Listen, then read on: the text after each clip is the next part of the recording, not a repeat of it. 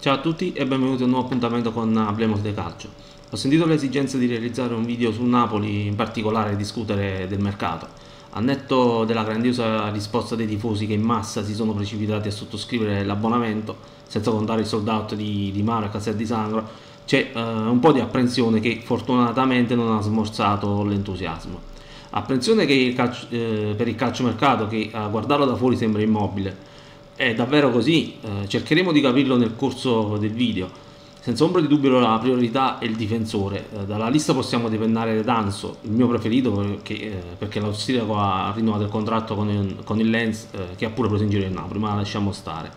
È evidente che la questione è economica. Il mancato arrivo di Danso, valutato circa 30 milioni, mi fa pensare che il Napoli abbia stanziato un budget preciso per l'acquisto del difensore, oltre il quale non vuole andare. Direi una cifra intorno ai 20-25 milioni.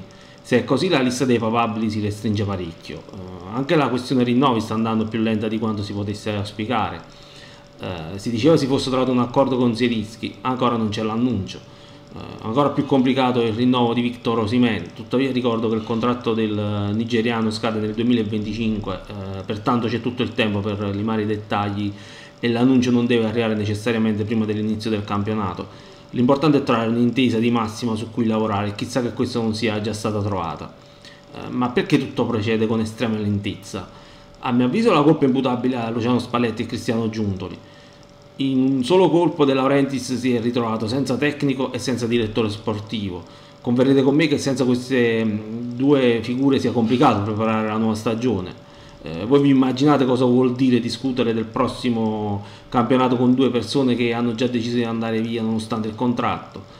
De Laurentiis deve essersi trovato spiazzato e ciò lo dimostra il tempo richiesto per trovare il nuovo tecnico e il nuovo direttore sportivo. È chiaro che non avesse un piano perché non immaginava il terremoto che stava per arrivare. E sì, la società si è dimostrata impreparata per trovare il sostituto di Kim, ma c'è da dire che il Bayern si è preso fino all'ultimo giorno utile per pagare la clausola rescissoria. De Laurentiis avrebbe potuto assumersi il rischio di scegliere il difensore senza il parere del tecnico? Considerato che lo scouting avrà preparato diverse relazioni sui calciatori seguiti, secondo me avrebbe potuto farlo. Del resto Garcia non ha scelto nessuno dei calciatori che ha trovato al suo arrivo, ma evidentemente c'è sempre il problema del budget. Ma il Napoli è immobile sul mercato, per non dire bloccato, o sta seguendo una strategia precisa? Io credo che si tratti di una strategia di rischi calcolati. Se De Laurentiis ha detto che il 12 agosto ci dirà per cosa potrà competere il Napoli, non ha sparato una data a caso.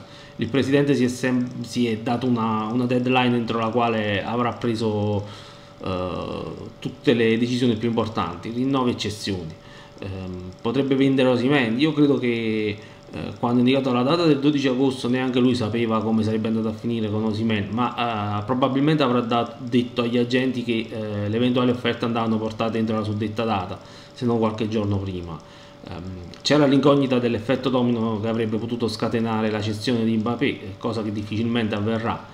La verità è che ad oggi l'offerta da 180-150 milioni per Osimhen non è arrivata. Per concludere, indubbiamente il Napoli sta avendo qualche difficoltà, ma credo che la società abbia la situazione sotto controllo. Si sono verificate una serie di circostanze inaspettate che avrebbero creato problemi a chiunque, ancora di più una società che si autofinanzia. Il Napoli, se si esclude Kim, è la stessa squadra forte dello scorso campionato e c'è tempo per riempire le caselle vuote. Proprio perché il Napoli si autofinanzia non può permettersi di esuberi o comprare calciatori agendo spinti dalla fretta. Ragionando con calma si riducono le possibilità di commettere errori che tuttavia sono sempre dietro l'angolo. Invito i tifosi a sospendere qualsiasi giudizio e a pazientare fino al 12 agosto per ascoltare cosa avrà da dire il presidente. Il video finisce qui, se vi è piaciuto date un like e iscrivetevi ad Hablemos de Calcio. Ciao e alla prossima!